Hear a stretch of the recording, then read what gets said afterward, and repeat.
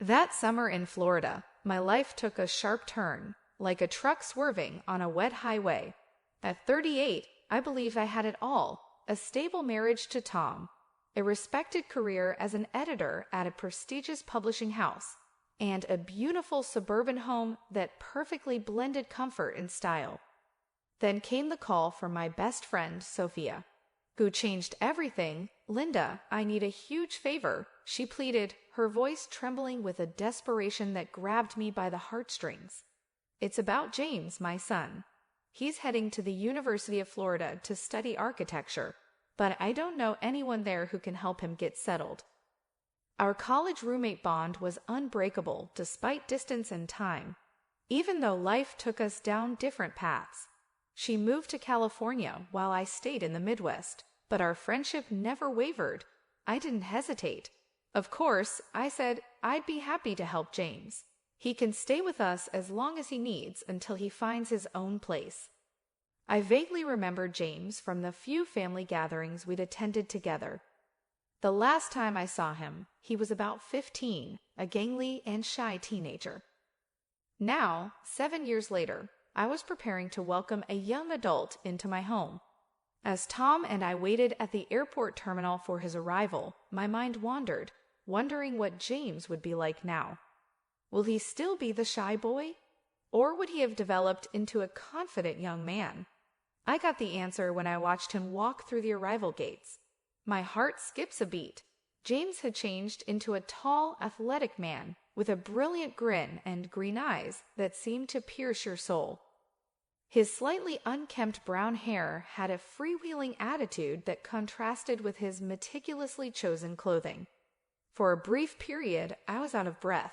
"Aunt Linda," James exclaimed when he spotted us, using the friendly moniker he had always given me, despite the fact that we were not related. He hugged me closely, and I could feel his body solid against mine. I quickly backed away after feeling a shudder run down my spine. Tom, oblivious to my surprise, greeted him cheerfully. During the ride home, James told us about his study goals and his excitement about beginning this new chapter in Florida.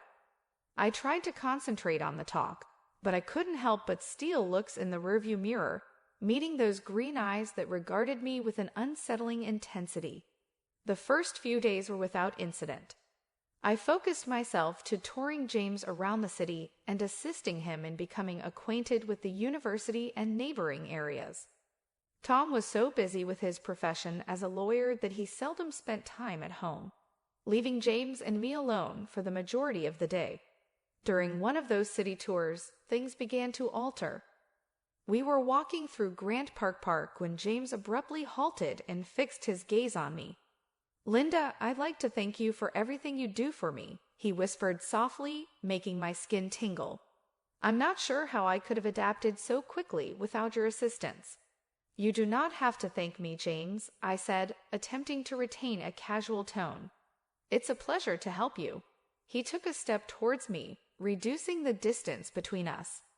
"Aunt, you are truly wonderful. I've admired you since childhood." His remarks struck me by surprise. I felt a flush build up my cheeks, and for a moment I lost myself in his gaze. It was then that I recognized how deadly things were becoming. I took a step back and broke the spell. "We should go back," I remarked urgently. "It's getting late, and Tom will be home shortly." The walk back was filled with silent strain. I could feel James's eyes on me, and every time our arms accidentally touched, an electric current surged through my body. "This is wrong," I told myself over and over. "He's your best friend's son. Is he young enough to be your son? You're married, for God's sake."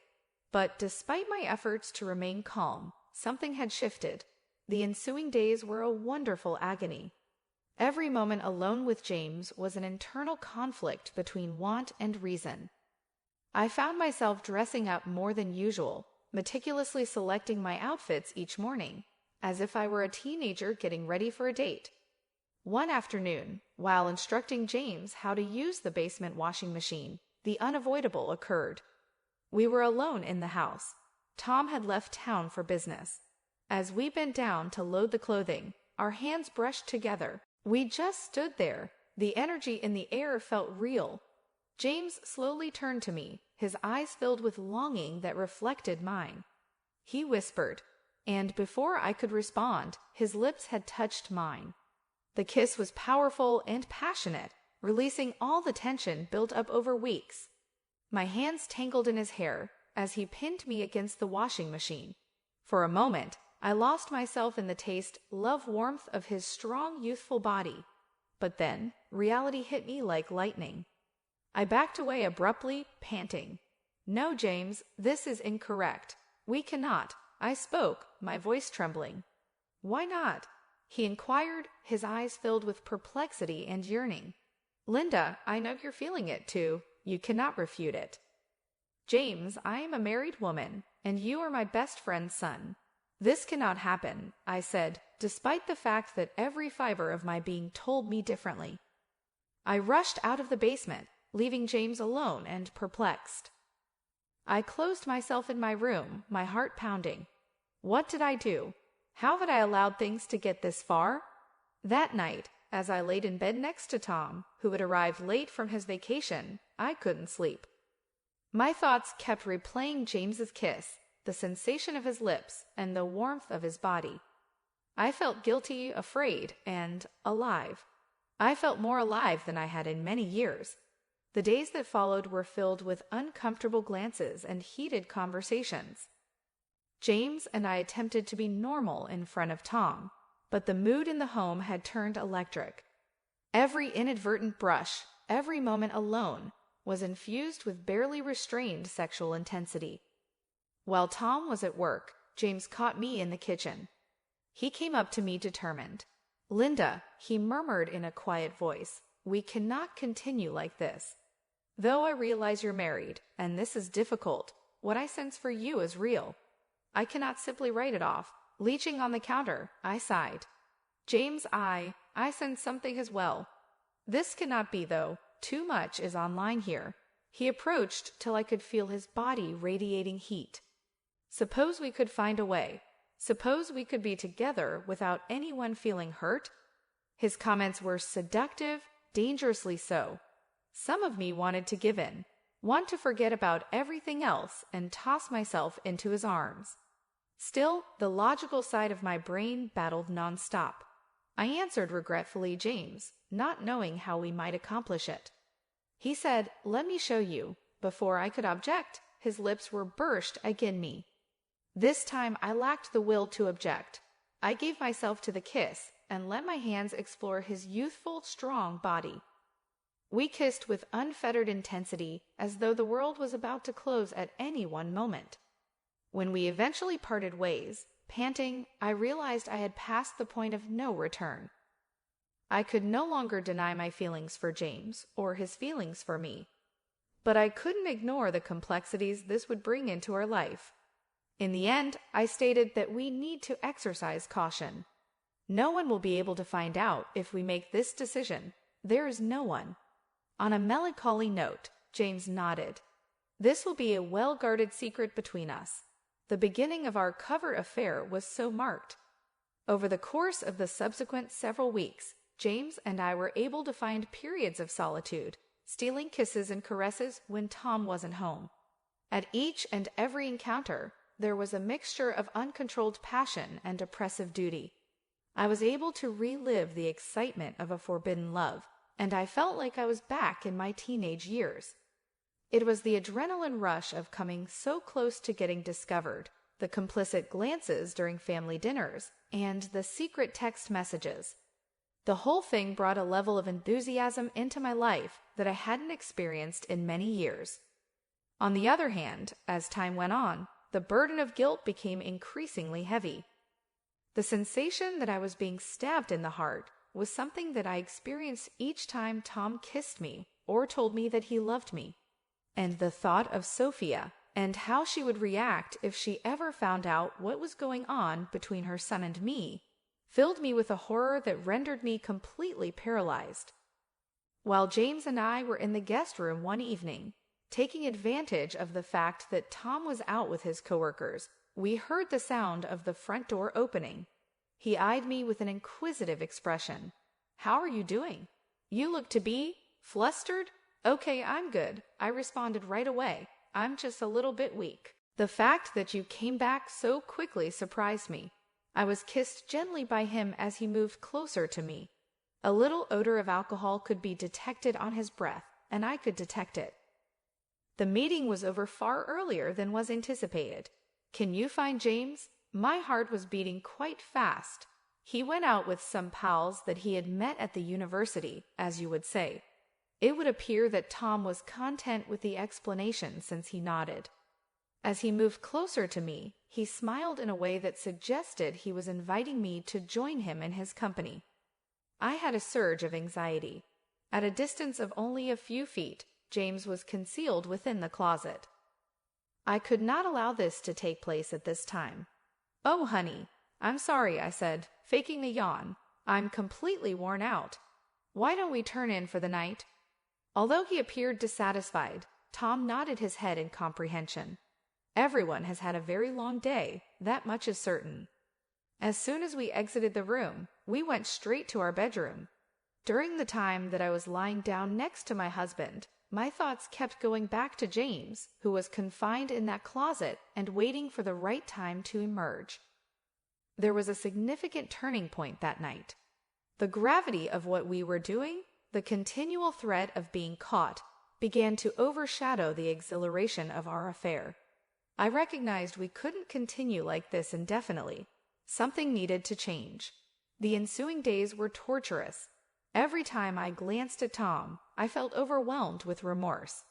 Every moment alone with James was infused with a tension that beyond desire. I knew we needed to make a decision, but the thought of the implications stopped me. James finally broke the silence. He confronted me one day when we were alone in the house. He remarked, "Linda, we can't go on like this," in a serious tone that astonished me. "This is ruining both of us." I nodded and felt a lump in my throat. "I understand, James. So what can we do?" "I can't see a path out that doesn't include hurting someone." He grasped my hands in his and looked me right in the eyes.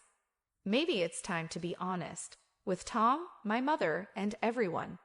The concept horrified me. "Are you crazy? Do you know what that would do? It would devastate my marriage, your bond with your mother, and my friendship with Sophia." "I understand," James murmured softly. "But don't you think we are already ruining everything with our lies? At the very least, if we are honest, we will be able to face the consequences in dignity." His words struck me hard. He was correct, of course. Every day we kept up this act. Every lie we uttered weakened the foundations of our relationships a little farther. "I'm not sure, James," I responded honestly. "But I am aware that we cannot continue as we have been. We must be honest with everyone, especially your mother." James nodded, his face pallid and resolute. "You're correct. I owe that to my mother. You owe it to Sophia." The thought of confronting Sophia made me terrified. What would be the best way to convey to her that I had developed feelings for her son? What if I had not only betrayed her confidence, but also a friendship that had lasted for many years? Over the course of the subsequent days, there was a flurry of feelings and conflicts. Tom came back for a little while to pick up some more of his belongings, his face displaying a mixture of pain and resignation.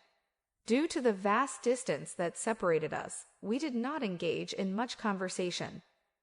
We came to the conclusion that it would be most beneficial for him to relocate to a dorm on campus. We both realized that we needed some space to think in order to figure out what it was that we truly desired, and the tension that was present in the house was intolerable.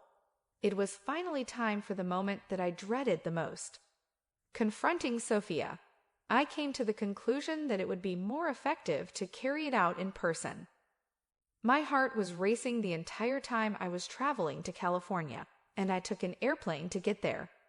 Sophia gave me a smile as she greeted me, but it quickly disappeared when she saw the expression on my face. A cup of tea was waiting for us in front of us as we sat in her living room drinking it. "Are you Sophia?" I started, my voice cracking slightly. "It is necessary for me to share something with you." Anything that is likely to cause you a great deal of pain. Also, I am very sorry. I was able to observe the growing concern in her eyes as I shared everything with her. Regarding James, our affair, and the manner in which I had ruined my marriage and violated her trust, I went into detail. The words rushed out in a torrent that could not be stopped, and they were accompanied by tears and apologies. When I finished, the quiet was deafening. Sophia looked at me as if I were a stranger, as if she did not recognize the woman seated in front of her. "How could you, Linda?" she eventually asked, her voice full of pain and betrayal.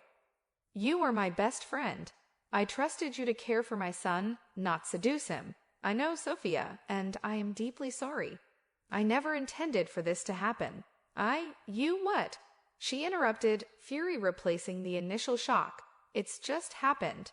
You tripped and fell into wrong relation with my son." Her words struck me like slaps. I knew I earned her rage and scorn, but that didn't make it any less terrible. "I make no excuses, Sophia," I added softly.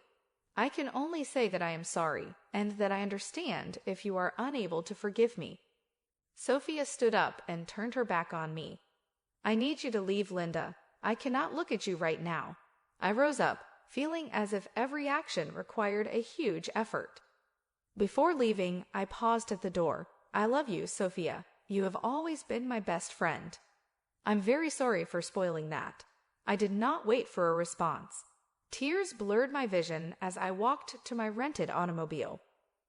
The journey back to Florida was a blur of self-reflection and sorrow. I had lost a lot. My marriage, my best friend, and the trust of those who were most important to me. And for what? An affair with a man significantly younger than me? When I got home, I was shocked to see James waiting for me. He was meant to be at the university dormitories, but there he was, sitting on the porch steps. "James, what are you doing here?" I inquired, feeling a mixture of relief and fear at seeing him. He rose up and approached me with a serious look on his face. "Linda, we need to chat. I have been giving a lot of thought to the situation, and I believe that we have made a significant error. The sensation I experienced was that someone had punched me in the gut. May I ask what you mean?" The expression of annoyance on James's face was conveyed by a sigh as he ran his fingers through his hair. "This isn't real, is it? I feel something for you." "Of course I do. What I mean is that I have a feeling for you. However, is this sufficient to excuse all of the devastation that we have caused?" His statements struck a chord within me, giving a voice to the uncertainties that I had been experiencing on my own. Could this be love? Is it merely a fantasy, a way for me to get away from the routine of my life? "I am not sure, James," and I answered in an honest manner. "I thought it was, but now I'm not sure of anything." We stood in silence for a moment.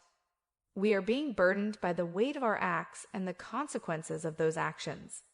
"I believe it is time for me to depart," James eventually stated. "Not just this house, but Florida. Perhaps it would be better if I took a gap year, traveled a little bit, and tried to clean my thoughts." The thought of him departing caused me to experience a twinge of pain. However, I was aware that he was correct. To be able to heal, we required space and time to ponder. "I understand," I whispered to myself. "In my opinion, it is perfect for everyone." James gave a slight nod, and for a brief instant, I was able to see the insecure young guy who had made his way to my door a few weeks before. "Linda, I am truly sorry, regarding everything." "It's my fault as well, James." My eyes began to well up with tears once more as I attempted to respond. We exchanged a brief embrace, one that was filled with regret and a sense of farewell. After then, I observed him as he walked away, his silhouette vanishing into the gloom of the night. As I stood there, on the porch of a house that no longer had the feeling of being home, I reflected on the ruins of the life that I had constructed for myself. I had suffered a great deal of loss, and now I was left to deal with the repercussions of my actions on my own. A time of introspection and reconstruction followed, which lasted for the subsequent months. It was a difficult but necessary process, but Tom and I decided to divorce. Despite the fact that our relationship never went back to the way it was before, Sophia eventually consented to another conversation with me. As promised, James embarked on a journey with his family. The practice of mailing postcards from distant locations on occasion. As time went on, I started to put my life back together again. In an effort to find redemption within the pages of the books that I edited, I completely submerged myself in my work. I decided to undergo treatment in order to confront the demons that had caused me to make decisions that were so damaging. James wrote me a letter 1 year after that disastrous summer. I was surprised to see it. According to what he wrote, he was in Europe, making discoveries about himself while studying architecture. In addition to expressing gratitude for everything that we had been through together, he also confirmed what we had both suspected. The love that we shared was nothing more than a delusion. An absconding. I had a range of emotions as I read his remarks, including relief and sadness. Both relief and despair came over me as I realized that I could finally put an end to that period of my life. I felt like I had lost everything in the process. However, I'd also experienced a sense of hope. Hope due to the fact that I had emerged victorious despite my errors. I had acquired knowledge.